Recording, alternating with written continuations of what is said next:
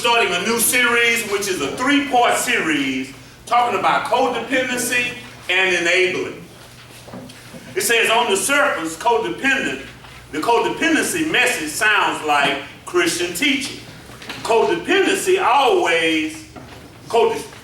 always put others first before taking care of themselves.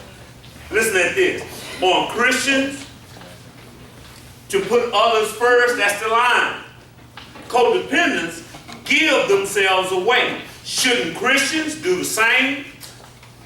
Codependents martyr themselves. Doesn't Christianity honor its martyrs? See, martyrs die for a cause. Who a martyr is, right? And we believe that we're supposed to do that like Jesus was a martyr. He died on the cross for our sins. That's martyrdom. Now, what's happening, family members, y'all are becoming martyrs for your loved ones. You're killing yourself or losing yourself for the person. Because after a while, you don't even remember who you are because you don't resemble yourself no more. I watch women that come in here and they be in relationships and they go long years. You know, we just started having women, so I'm used to seeing men. And that's not that woman's character to have a man in the house that won't work and won't take. That wasn't who they were, but they done fell into that because he ain't got nowhere to go. And I don't want him out there, something may happen to him. And you know what we'll say? I'll just go on out there and die. And you be like, no, don't do that. You know, because you don't want him, you know, I can't stand to see him out there on the streets. I stopped using when I called my aunt one night, because it's a defining moment, I share this all the time. She would always bail me out. But I called her one night and I said, Amy, I am stuck. I don't know what I am going to do. And she said, oh, baby, ain't it sleep? I'll talk to you tomorrow, and hung up. I said, whoa, we got disconnected. So I called her back. I said, Amy, you didn't hear me. I have nowhere to go. She said, baby, I heard you, but I ain't finna go to sleep. And hung up again. I got clean, y'all. I got clean. I didn't get clean till she stopped bailing me out. Because she used to couldn't sleep if I was stuck out. So y'all gonna have to learn how to how to go to sleep. Y'all gonna have to learn how to enjoy life, because check this out. Your loved one may not get clean. Then what? Did y'all know that everybody don't get clean? So what if they don't get clean? Can you be happy? That's what you have to figure out. Can I be happy? Sister shaking her head like no, then he probably ain't gonna never get clean. Because he knows that you can't be happy. And if your happiness is dependent upon him, you in trouble. Because guess what? He came into this world dying. He gonna die. Sister, you look relatively young. It's another brother after him. You ain't old enough to go on into heaven singing. Shoot, that's an old woman job. And we got some old ladies at this church. Their husband, they've been together 50 years. They said, Brother Bus, I'm looking for a man. I'm like, but you're 80. I'm like, shoot.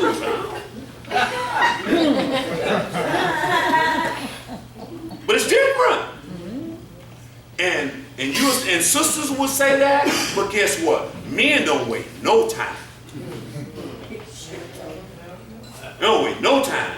Because we used to women doing some things. Shoot, when our old men over there, it'd be about 6 months. Them brothers be booed up. Every one of the older men at our church, their wife done died, they booed up today. Quickly. The Christian mourning period for women is about a year to 2 years. For a man, 6 months.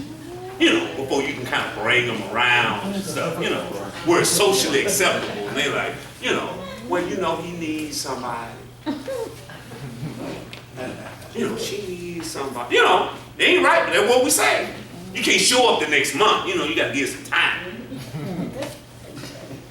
My point is, you better learn to be happy whether your loved one gets clean or not. Whether you're married, whether it's your child, whether it's your sister, whether it's your brother. If you can't be happy, then you're in trouble. Because sometimes we suffer for 20 years and 30 years. You're going to be unhappy? Let me tell you this. It's different for a mother. See, this is a mother. So she may suffer alone. But it's different. He ain't in her house. He ain't doing that. But a wife, it directly, and a husband, it directly affects them. You got to say, I deserve a sober partner. And I won't accept nothing else. Where does, since we're talking about that, in sickness and health, for richer or poor. So that means he can smoke dope and drink and not work and steal your stuff forever? Is that sickness and in health?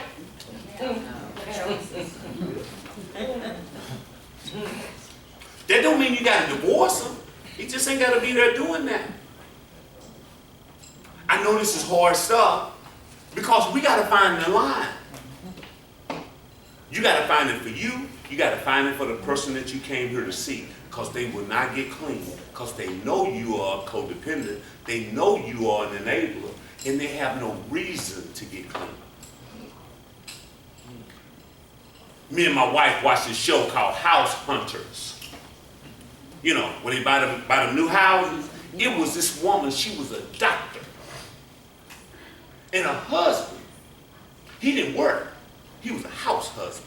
They were black too. And I seen my calling.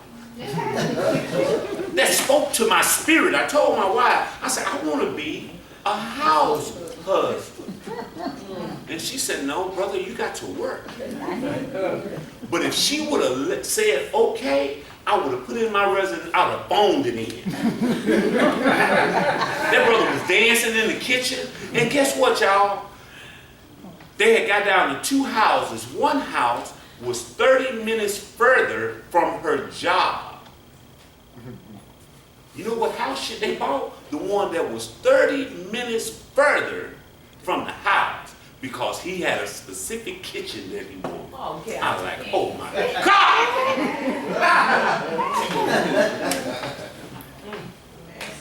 He was just dancing in the kitchen, clips on. Wonderful. But my wife says, I gotta work. Now I think that's bad. Don't y'all? Yeah, it's got one. So guess what? I am not saying, I never tell anybody when it's time for a mother to put her son out. I never tell a wife when it's time.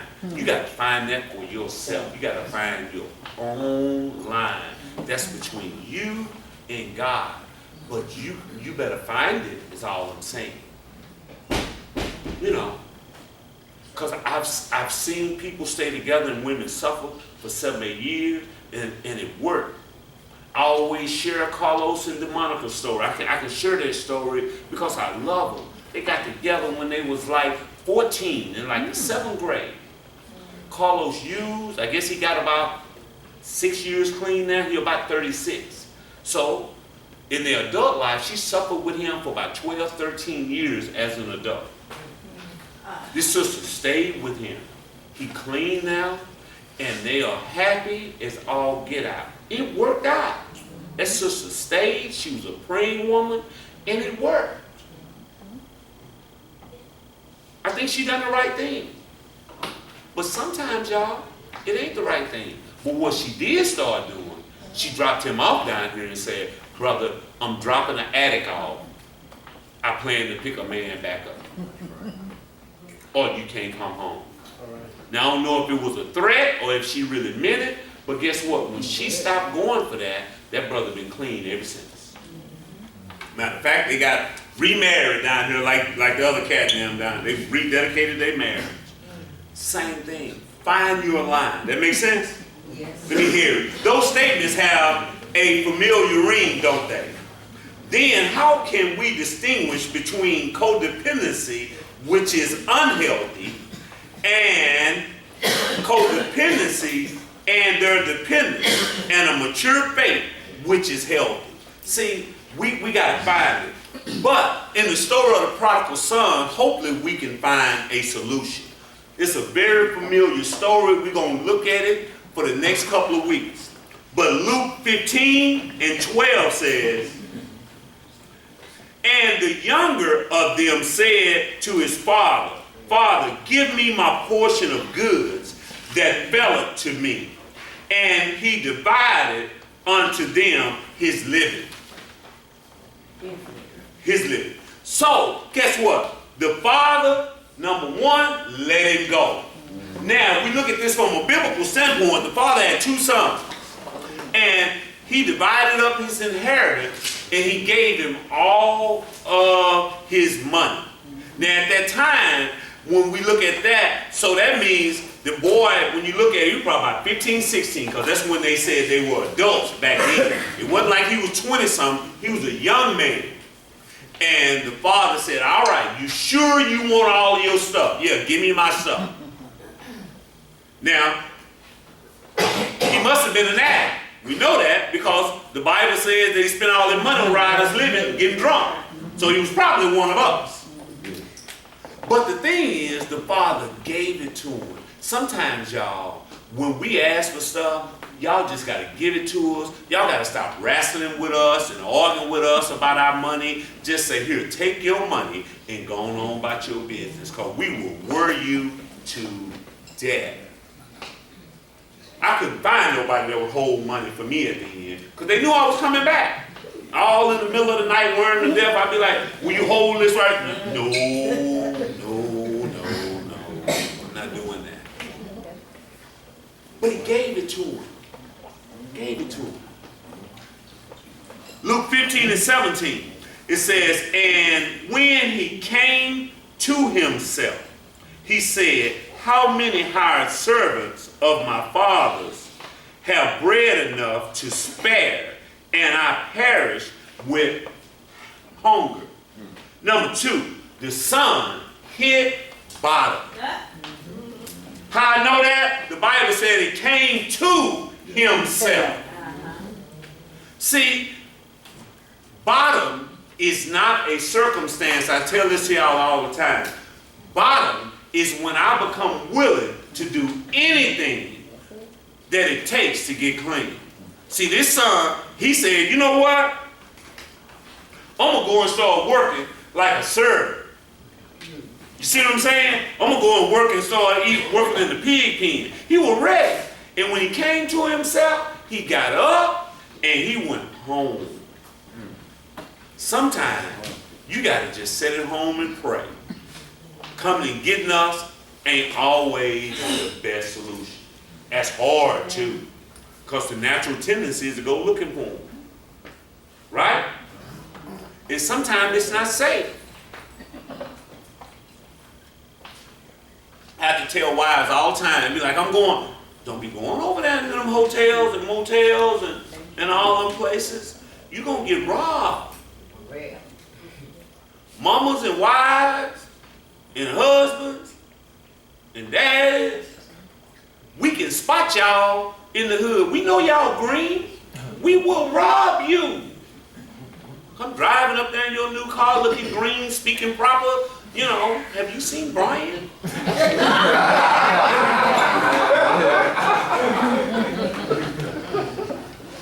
I'm trying to get a hit. I will take your stuff. And guess what? we will set you up. Your loved one will set you up. All of the stories we call and say ain't true. They're going to kill me if you don't bring me $200. We done sat there in the dope house and fought at that. Well, I can't come over there. They said they'll bring me. We will bring them people to your house. How many of y'all have done some variation of that? Y'all see them hands go up? And these are loving people for their people. But I'm trying to think of a master plan. I'm trying to figure out how I'm going to get high next. So be careful. And guess what? That's not your loved one. We're not in our right mind when we high. You see what I'm saying? So you can't say, well, my baby wouldn't do that. Yeah, they would. Because we're not at our best selves when we're getting high. We do something, anything. We got to hit bottom.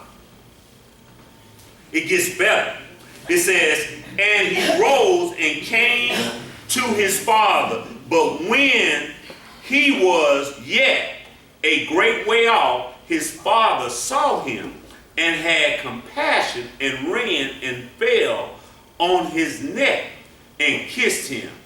But number 3, the father waited. The father didn't go. The father waited on the porch. And then when he came, he went. Now, I always say this. The Bible never mentions a wife. But I assume it's a wife somewhere. But the Bible, you can read it all kinds of ways. It ain't in there. But what happens in a relationship when one parent wants to go save them and the other one doesn't?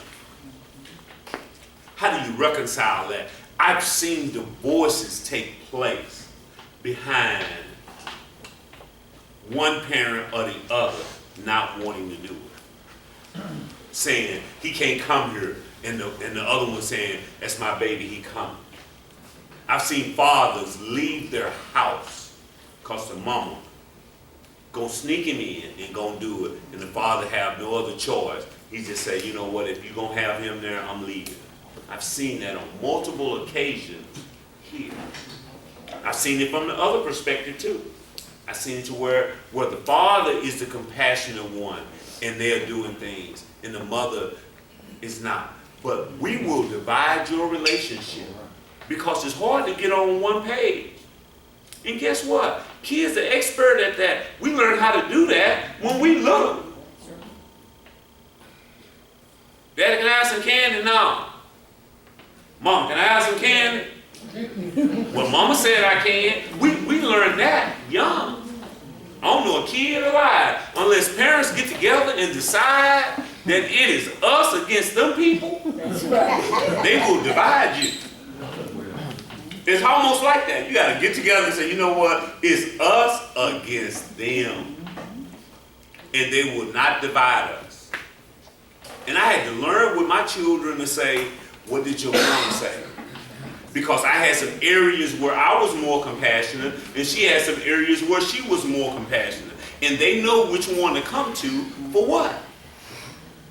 Dividing. And so it's the same way with addiction. So you got to be careful. But that father waited. The Bible gives no reference that the dad was out going places to get him. Now this is the hard part, verse 28. And he was angry and would not go in. Therefore came his father out and entreated him. What it's saying is, if you read through the text, what happens is, once the father done that, he had another brother, remember? And that brother was out in the field working.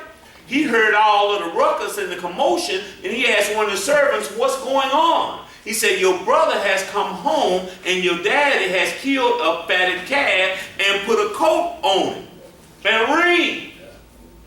And he like, whoa, what is all of this? And the Bible says that the brother told his daddy, I've been here working all of this time and you don't throw a party like that for me. So the brother was angry. He was angry. Sometimes everybody ain't happy when you get clean. Come on now. And I'm talking about people who love you. Because check this out. If you're one of the children and you're doing what's right, and the parent always praising the one, that's doing wrong, that can kind of bother you. But from a financial standpoint, what the other brother knew is, if daddy done divided all of everything in half, right? And daddy restored him, he gonna split it again. And I got a problem with that. Now, hey, he already got his half. What we need to get understood, when you go, he gets nothing. Because we're not going to gap this twice. We're going to gap it once. We're not going to do this. He spent his on drugs and alcohol and prostitutes, the Bible said. And now he's going to come home and you're going to have a party. What you're really doing is spending my money. And I don't think that's fair. The squeaky wheel gets the grease, doesn't it? Yes. And so we have to be careful, especially as parents sometimes, that our heart and our attention goes to the one that's suffering, and we will stop. I see it with parents here. When they have an addict in the house, all of the attention goes to their spouse or their boyfriend, and they forget that they're a parent. And they forget, and they have to say, whoa, I got to take care of my kids. Is you coming back and not staying sober, is that best for the children? What's best? Where do I put my priorities on that? This is hard because every one of y'all are having to make these decisions. I heard from the addicted person, I heard it twice this week, where people said, should I call my loved one? And both times I said yes.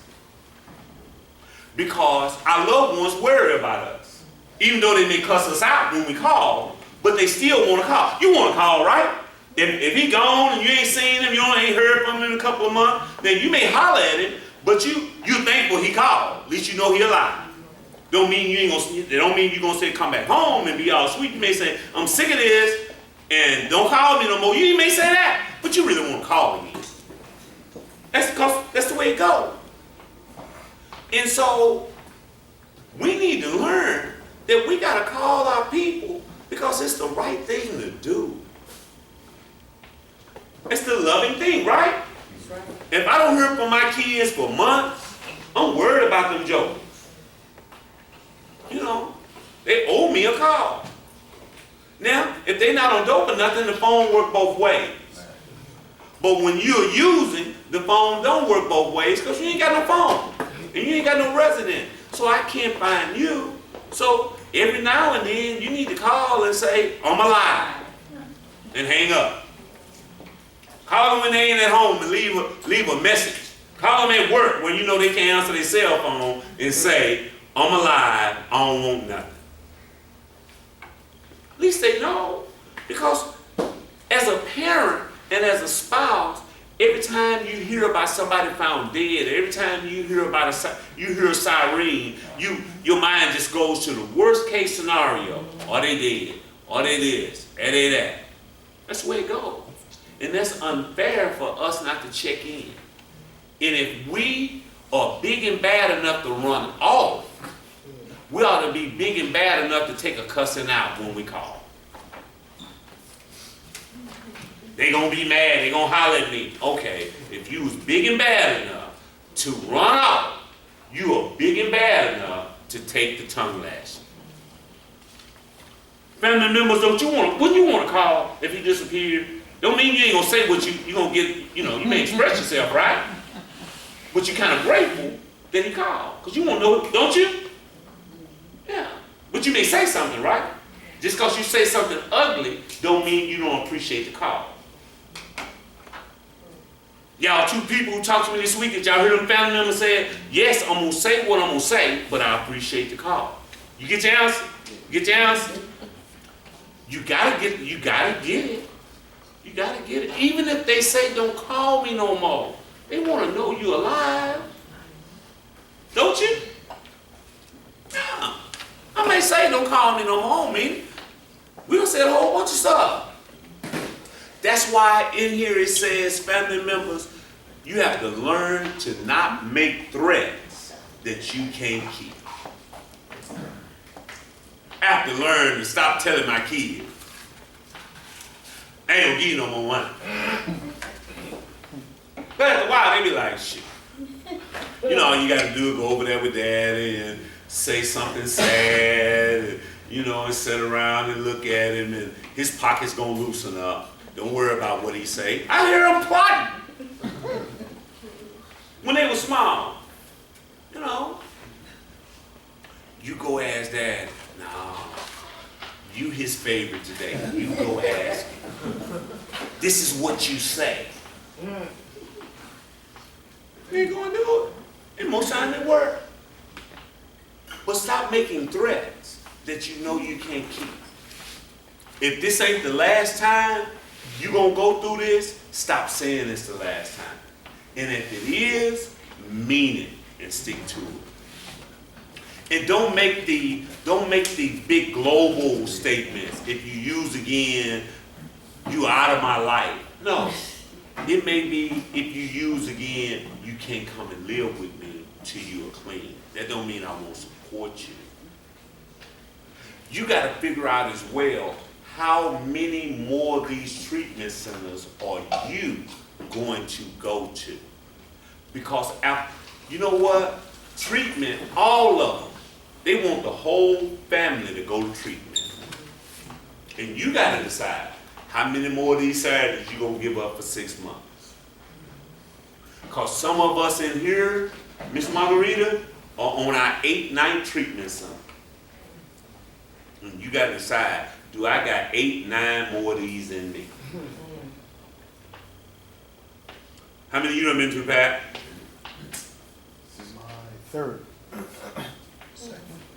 Third. See? Waylon? Third. See? And if you notice, they riding solo. How many times for you, Brian?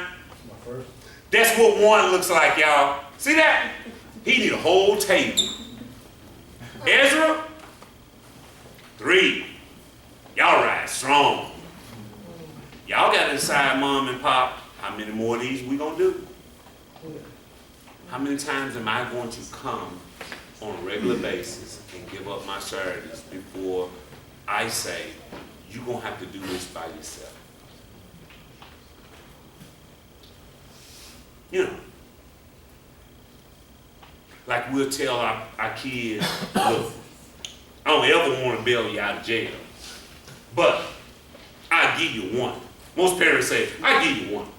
You know, unless you done something, you got a big old bum, but you know, you call me and you need $300, $400, you done got some tickets or whatever, you know, reasonable stuff, I'll come get you. But after that, I'm gonna set that one out, dog. Because I ain't gonna keep bailing you out. I had a friend of mine who mom lost her home because she put the home up as bail. That brother didn't go to court. That brother ran off. And they told her, he's an addict, don't do that. I gotta get my baby out. Put your house up. Don't build it. It's a difference between love, I don't know a better way to say it, they're being a fool. Because that's foolish, isn't it? But love will make you do that if you're not careful. Sometimes everybody ain't gonna be happy. But we have to learn how to deal with and understand the anger of the other people who are in our family. And it becomes our job to be consistent. You see what I'm saying? I watch, like, you got 2 other brothers, now they be, you know, they lie to tell you, hey man, you killing mom. You gonna have to stop. Mom, stop doing this. And so they may not be all that happy. And you have to learn that to still go around and be nice because you caused it. And you don't have the opportunity, if you work in the program, to be mad at them because they mad at me. See, that's the way we do in recovery. So, you're not going to be mad at me by yourself. If you're mad at me, I'm mad at you. And we have to learn that I've done something to you